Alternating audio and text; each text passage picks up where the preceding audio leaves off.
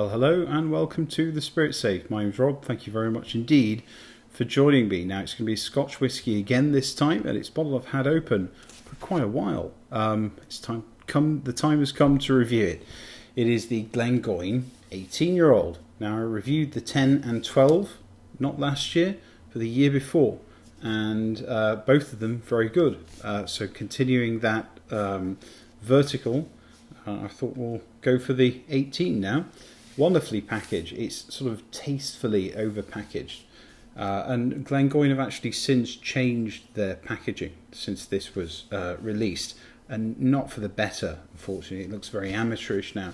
But this was lovely. I mean, I don't know if you can see, but it's got this nice sort of herringbone pattern in metallic. Very nice. A lot of information on the bottle. I like how this is packaged. Bottled at 43% ABV. It is natural colour, but it doesn't say anything about chill filtration. Glengoyne is always natural colour. And there's the bottle. It's got a little wheat sheaf here, or a sheaf of barley. Yeah, nicely packaged, nicely put together. I paid about 100 Canadian dollars, bought this out of Alberta. My guess is it's not $100 anymore. I've had the bottle quite a while. It's probably gone up a little bit since then. So as I say, the 12 and 18 I enjoyed very much.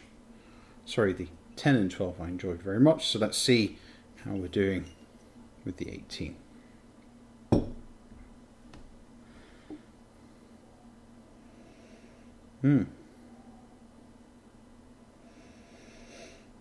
Rather a lot of sherry influence, as you would expect. When I first opened this, there was a lot of fresh tree fruits, apples and honey. And yes, it's still very honeyed, but now the Dunnage warehouse notes are starting to come through. Cherries. It's a lot of dark fruits, a lot of dried fruits, candied ginger, a slight matchbox note to it.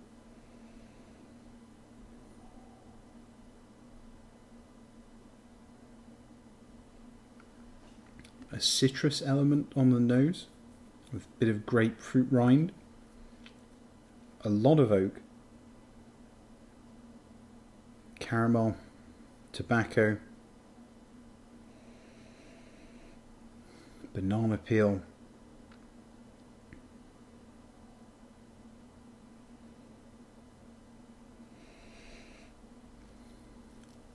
definitely a floral or perfume element, so a lavender,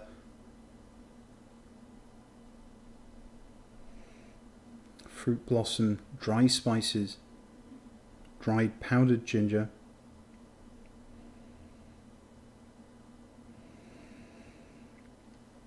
honey, hint of chocolate.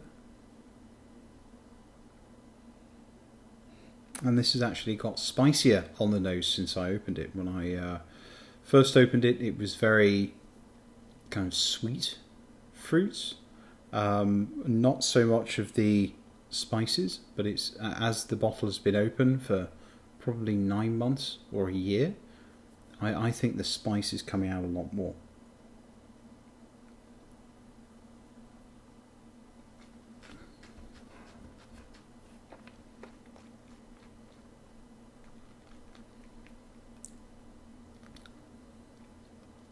Lovely. Palate sweet, fruity and spicy. A lot of honeys going on. Barley sugar. Delicious maltiness. Tea, stewed tea, caramel. Lots of banana. A big whack of spice in the arrival, which wasn't there just as I opened the bottle. It's developed. And then onto the finish, there's another wave of spice, which isn't really a feature of the 12. I mean, I do pick up some spices, but I'm picking up a lot more oak. A hot cinnamon at the back. Honey, golden syrup, oak, creamy notes, and a little bit of dark chocolate. Let's give it a little bit of water, not much because it's only at 43%. Good half spoonful.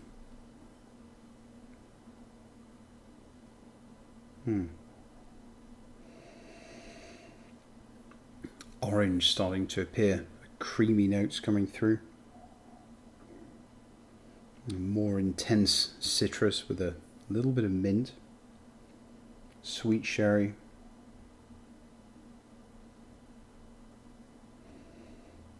Toasted oak.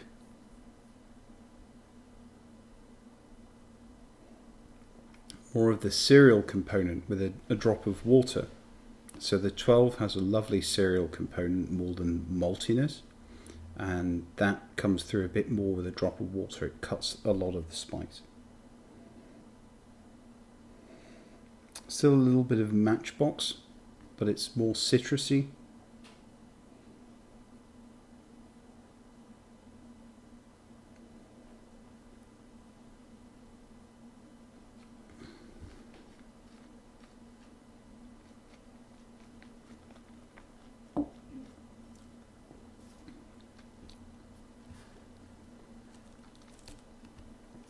With water, the palate, barley sugar, sweet malt, sweet cereals, honey and porridge, spice.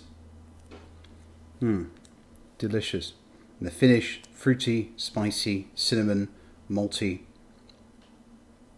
A big toasty oak compartment, a little bit of red chili, cocoa, brown sugar. Delicious. Okay, so I do have a sample of the 12 to compare. So I kept a small sample of the 12, and I have tried the two side by side, but we'll just for comparison purposes, let's pour a little bit of the 12.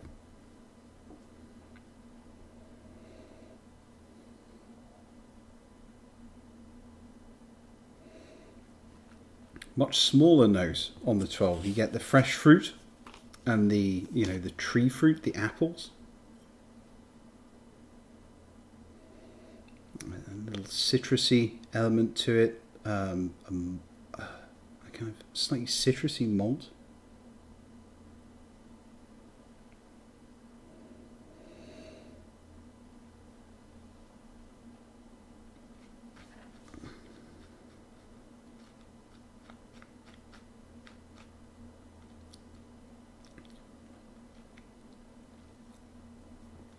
So that's a 12. More simple sugars, more kind of upfront sweetness, with a kick of spice and a kick of sherry and oak. The 18 feeling that much older.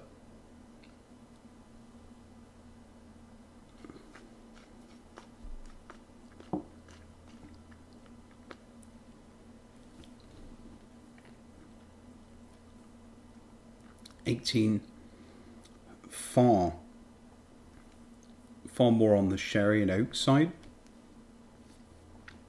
You've got a thicker mouthfeel, a lot more spice going on with the 18 than the 12, and there's almost an umami kind of note to the 18 when you compare it with the 12. So, should you try the Glengoyne 18? Yes. Should you buy the 12 or the 18? I think it comes down to budget and taste, as with everything. I think the 18, a lot more years, a lot more brown sugars and molasses rather than a much lighter product with the 12. But I'm glad that Glengoyne has this range of age statements, the 10, 12. They used to have a 15, but that has been discontinued at least for a while. Didn't get to try the 15, but then 18 and 21. So I will shortly be reviewing the 21. I'll keep a sample of the 18 to compare it with. Hope you've enjoyed the review, and until then, stay in good spirits, and see you soon. Goodbye.